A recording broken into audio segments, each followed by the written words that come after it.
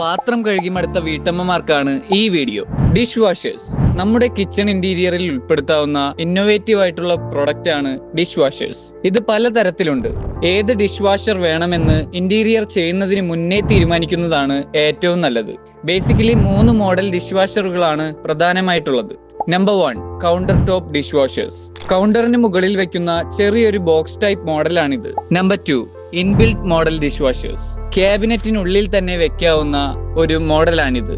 അവിടെ dish washer ഉണ്ട് എന്ന് തന്നെ അറിയാത്ത രീതിയിൽ ഹൈഡ് ചെയ്യാൻ കഴിയും. Number 3 free standing model dish washers. Cabinet ഇല്ലാതെ പുറത്തു വയ്ക്കാവുന്ന മോഡലാണിത്.